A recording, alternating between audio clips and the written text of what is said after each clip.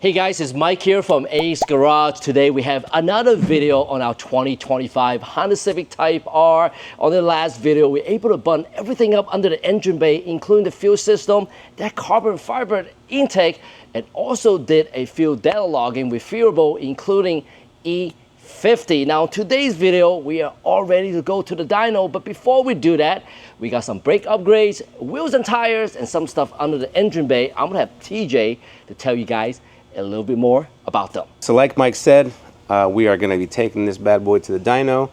Our goal is to hit 500, so we'll see how that goes later on today. But before we do that, like Mike said, we are going to install some brake rotors. We have some pads, and we have an upgraded set of wheels that we're going to throw on. So what we have here is Paragon rotors. So these are slotted rotors here. Nice upgrade from Paragon. I have them on my cars and they work wonders. All right, so we're going to do front rotors here. We have the big rotor upgrade. This is a lot bigger compared to the stock rotor, and with that they send you the rear caliper brackets, which are painted in all red.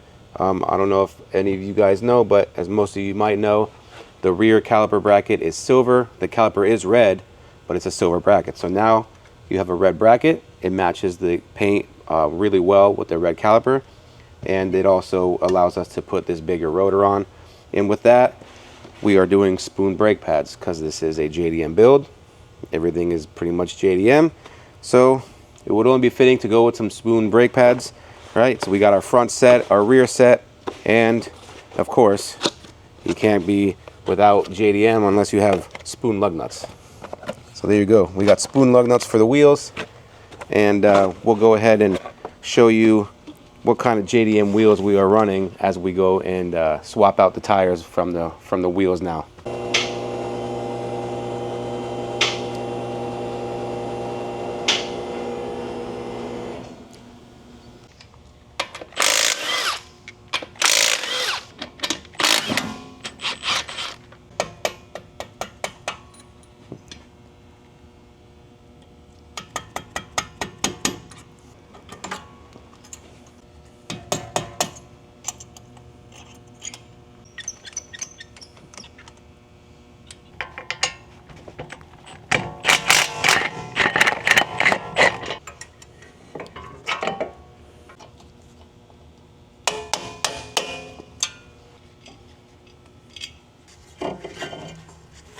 This is front right. This is what we need.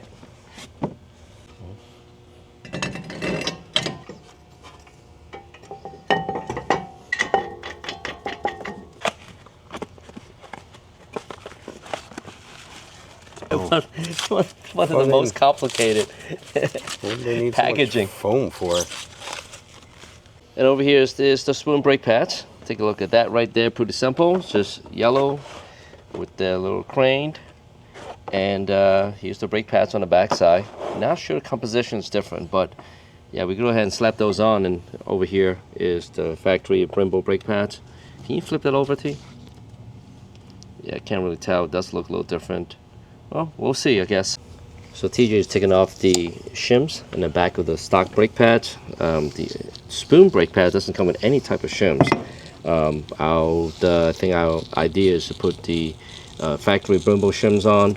Perhaps it could eliminate some of the noise potentially. I'm not sure.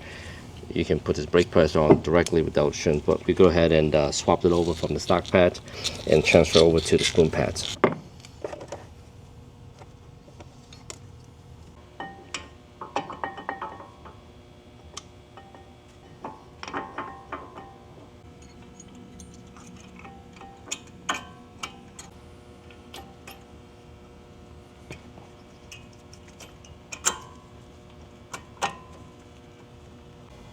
All right, so we are all done with the front rotors and the spoon pads, and that's how it looks. All right, so now that we got the front done, we're gonna go ahead. We'll move on to the back. We're gonna go ahead and take off these calipers so we can swap out the brackets and the rotors, and then we're gonna go ahead and use our HDS to retract the piston because we have the tool, so why not use it? and then we'll be able to put everything back together. We are using our Honda computer here, our HDS, to put the car in brake pad maintenance mode right here. So basically this is just going to retract the rear calipers.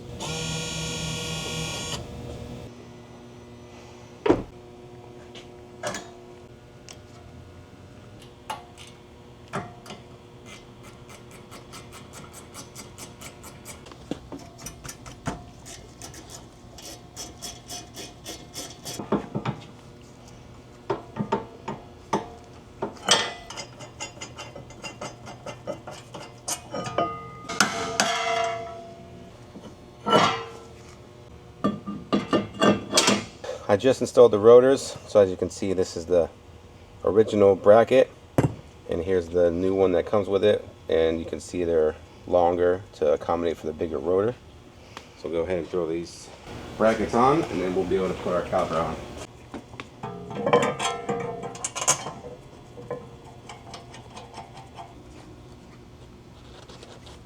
So here are the rear pads, the spoon yellow. One thing I gotta say, they package these brake pads really, really well. Yeah. I mean, packaging is kind of silly. There you go.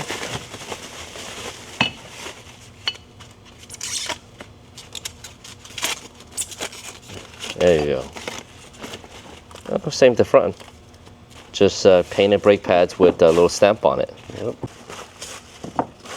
So we are going to attempt to do the same. We're going to hopefully remove the factory shims here. And we're going to go ahead and transfer to the spoon brake pads. We already got one here. So you're working on the other one. It's not much better.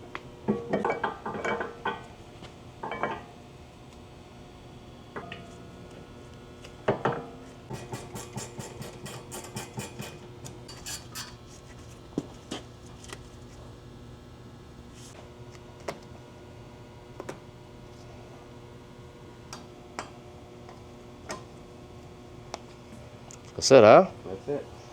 There you go, guys. I'm your friend, you know.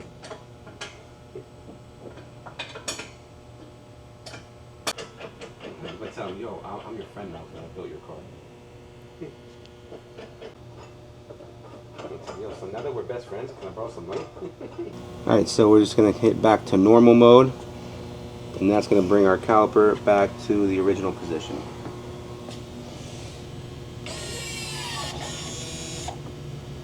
And that's it. Alright, so now we just finished up with the rear brakes. We put the service mode back to normal. And now we're finished with that. We're over here by the tire machine because here is the wheels that we are going with. They are Regamaster EVOs. They are the same size as the factory wheels, 19 by 9.5. The offset is just a little bit more aggressive. So the factory offset's about 60, plus 60. This is a plus 38. So what that's going to do is it's going to bring that farther out to be more flush with the fender, and it'll make it look more aggressive. So what we'll do is we're going to take these out the box, and we'll get to see how they look. And then we'll go ahead, we're going to have to put on the decals, and then we'll go ahead and swap out the tires from the stock wheels over to this. All right, let's see. Here we go. There it is. 19 by 9.5 Regamaster in white. I think this might be the first time we did 19 on the FL5, DE5, or FK. Typically we do 18s. Yeah. It's got a really big lip on it. It's a big looking wheel. Yeah.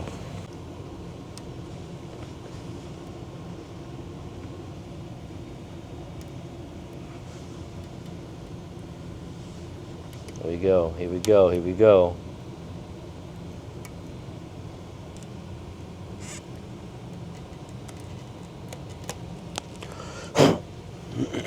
All right, so we got, well, technically 2 done. We got 2 more on this side, and then we got 1 to put on the spoke.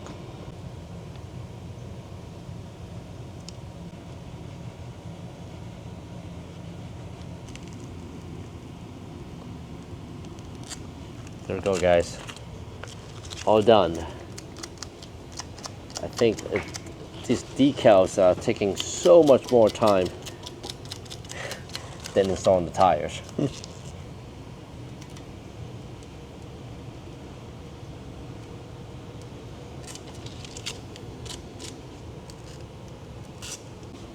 All right, we finally finished the last decal here.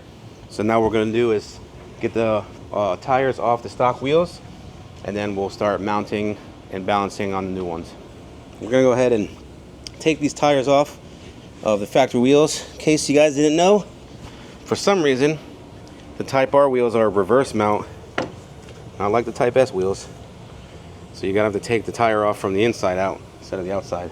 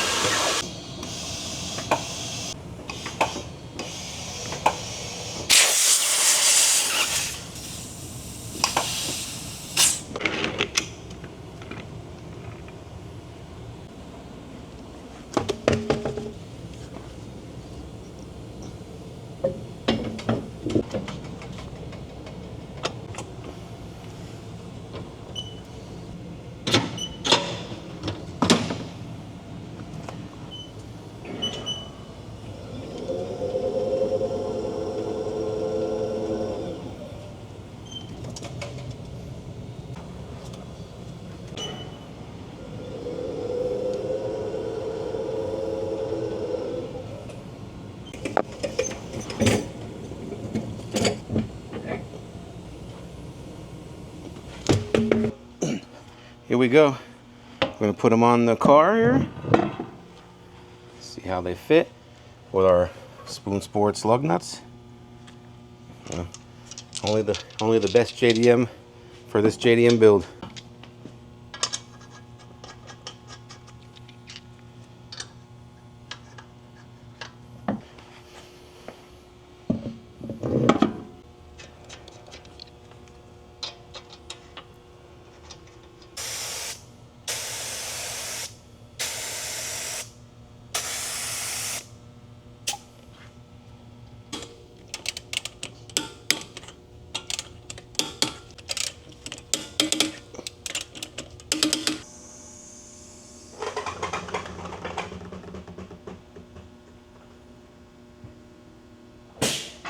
Here we go, guys. What do you guys think?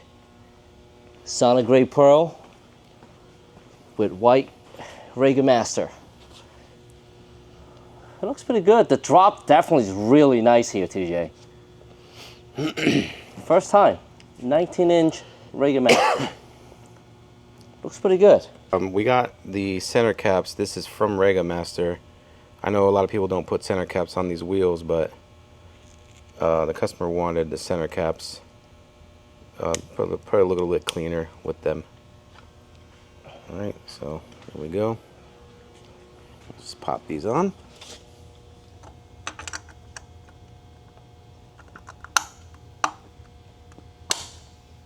There it is.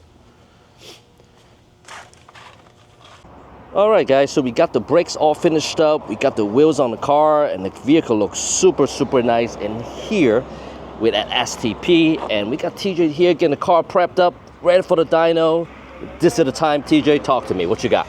Alright, well, we are all set to go. We data logged with Phearable, and we dialed this thing in on the road. He says all the data is looking nice and promising. We're moving a lot of air with this car. And, you know, we're ready to get on the dyno and see the number. Hopefully we can get to where we want to be. I know we want to see at least 500. but it is quite hot out today.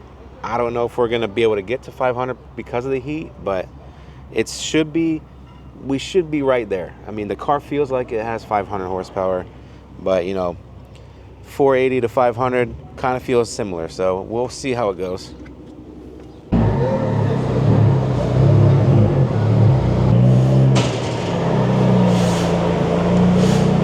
Here we go, here we go. I guess you can drive that. Yeah.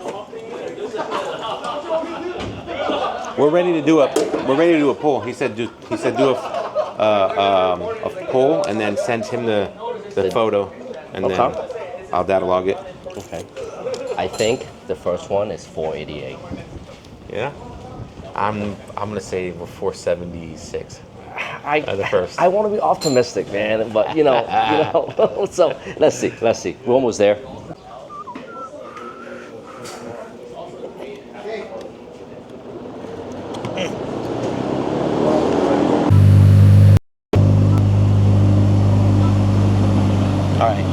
All right, we're all set up, right? yeah.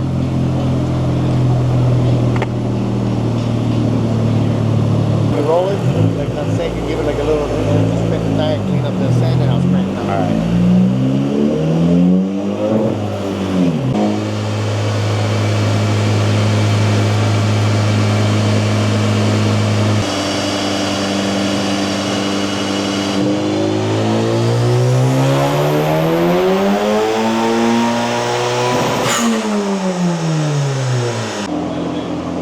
All right, TJ.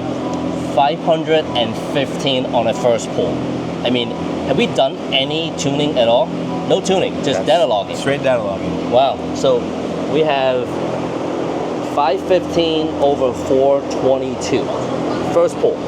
I guess now we're gonna have to send our information to Phearable. He's gonna review it. Yeah, I'm gonna send the data log so he can see how it is, and then if he wants to make any adjustments or take it off. We're gonna do. We let it cool down a little bit. We're gonna do another pull. We're gonna see if we can blow this motor up real quick. Oh wow! See how it goes. You know. I wasn't expecting to go there. But you know, hey, you gotta say, you have done how many data logging? Like 20, 30 data logging with Phearable? On this car? Yeah. Not this one. This one we actually did. I'd say about 10 in total data logs. So initially started with pump gas. Yeah, I think we did about 4 or 5 on pump gas and about 4 or 5 on ethanol. And our result, without even going to the dyno, just from him data logging with the data and adjusting on the data, we're at 515 on horsepower from just data. And he looked over all the value, everything looks okay. That's pretty incredible, where the car never on a dyno, just by looking at the data, able to dial in perfectly 100%. I'm surprised how he can tell just by the data like how much a car might make. And he even said that we should be at a 500 range. So did he mention that he's gonna smoke you? With this car? If I'm on maybe like map 1, you know, he has a chance, you know. Oh, let's do another one.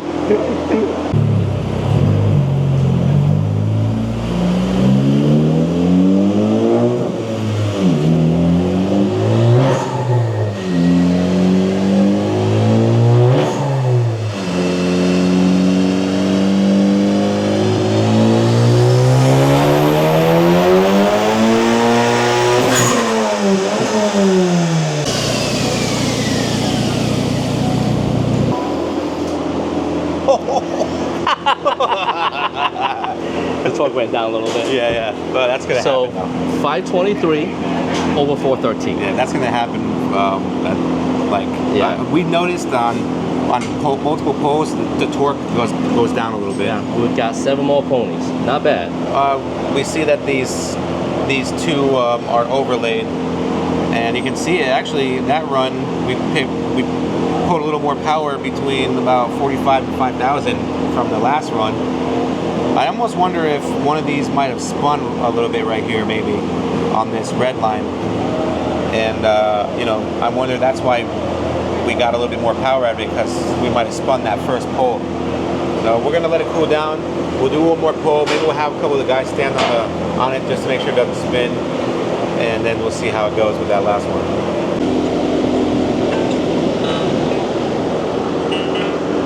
5